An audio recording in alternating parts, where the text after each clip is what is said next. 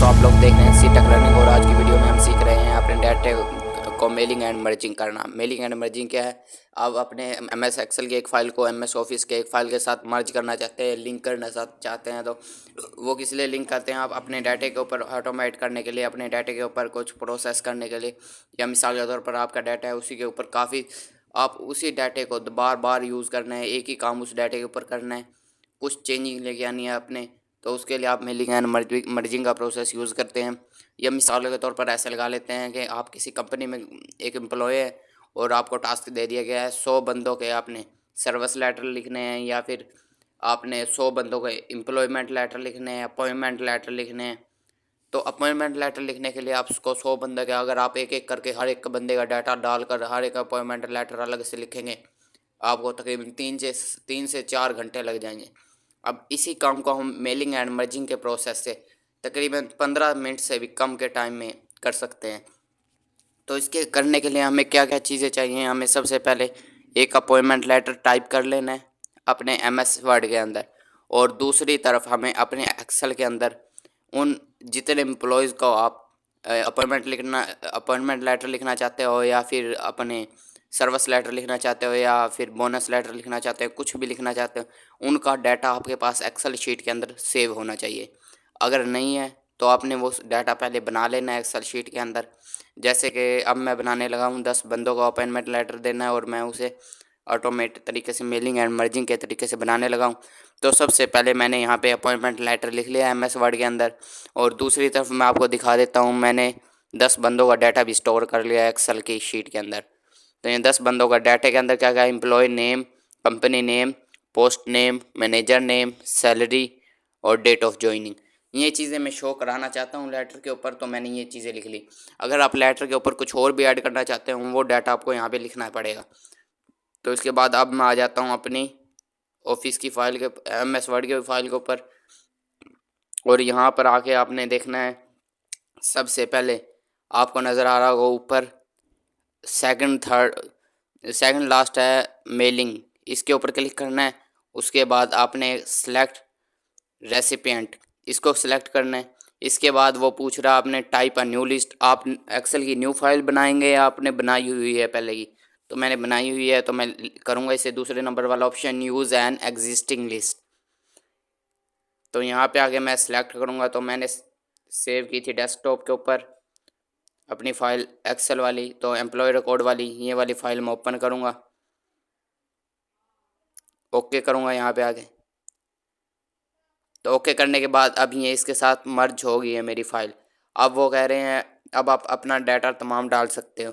तो अब मैं सबसे पहले मुझे अपॉइंटमेंट लेटर के अंदर कंपनी नेम नज़र आ रहा है, इसको मैं सिलेक्ट करता हूँ पूरे को।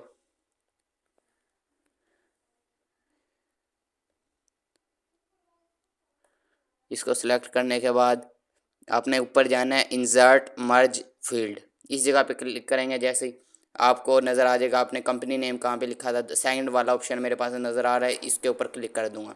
तो मैंने क्लिक कर दिया। उसके बाद दोबारा से कंपनी नेम लिखना चाहते हैं तो लिख सकते हैं, मैंने नहीं लिखना तो मैं इसे डिलीट कर दूंगा।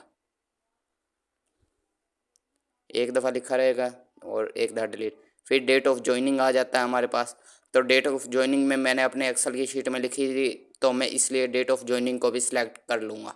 इंसर्ट मर्ज फील्ड पे जाएंगे और लास्ट पे मेरे पास डेट ऑफ ज्वाइनिंग है, इसको भी मैंने कर लिया। इंटर दबाएंगे। फिर उसके बाद एम्प्लॉय नेम वाली को हम सिलेक्ट करेंगे, इंसर्ट मर्ज एंड फील्ड पे जाएंगे, और यहाँ पे एम्प्लॉय नेम आपको नज़र आ रहा है पहले नंबर वाले, तो इसको हम सिलेक्ट कर लेंगे। इसके बाद दोबारा से एंटर दबाऊंगा। उसके बाद आपने नीचे आ जाना है पोस्ट नेम, तो इसको सिलेक्ट करूँगा मैं, और इंसर्ट मर्ज एंड फील्ड पे जाऊँगा, और यहाँ पे पोस्ट नेम मैंने टाइप की थी तो वो मैं सिलेक्ट कर लूँगा।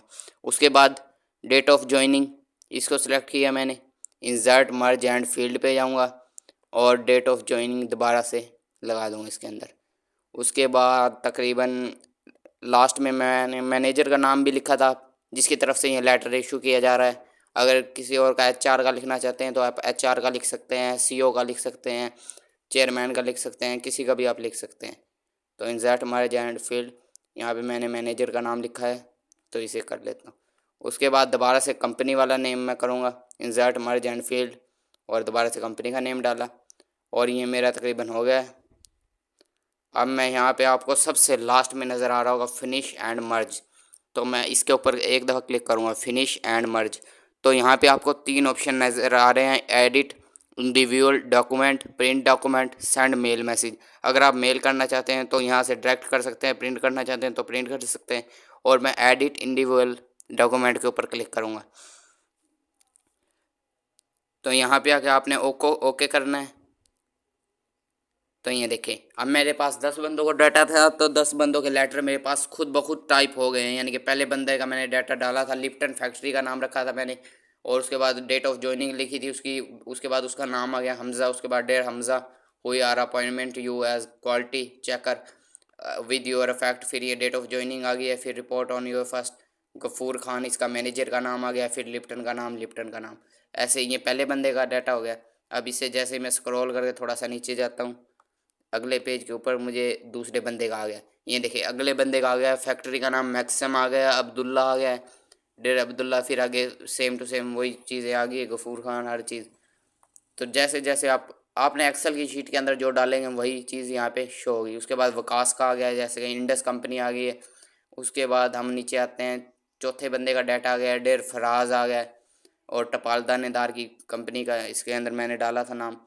और इसके बाद इसे स्क्रॉल करके नीचे जाता हूँ तो मुझे अगले बंदे का आ गया है, डेर सुहेल का आ गया है। इस तरह से आपको 10 के 10 बंदों का डाटा, अपॉइंटमेंट लेटर, कितने टाइम लगा मुझे 5 मिनट भी नहीं लगे। अगर मेरे पास लेटर टाइप है, मेरे पास डाटा पड़ा है, तो 2 मिनट से भी कम का काम है। अगर आपको वो काम करना है तो आपका तकरीबन 15 से 20 मिनट लग सकते हैं, नहीं तो आपका टाइम बिल्कुल भी नहीं लगना, और इस तरह आपके टाइम की बड़ी बचत होगी। और इस तरह से आप 100 लेटर लिखने हैं तो 100 भी लिख सकते हैं, 200 लिखने हैं 200, वो आपके डाटे के ऊपर मुनहसर है, आपके पास कितने बंदों का डाटा पड़ा है और कितने बंदों का डाटा नहीं पड़ा। तो आपने डाटा तकरीबन हर बंदे का पड़ा होता है आपके पास, कंपनी के अंदर तकरीबन पहले से स्टोर होता है, तो उसमें इतनी मुश्किल नहीं होती।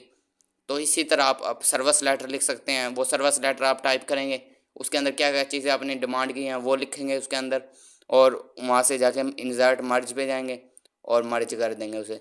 उसके बाद कोई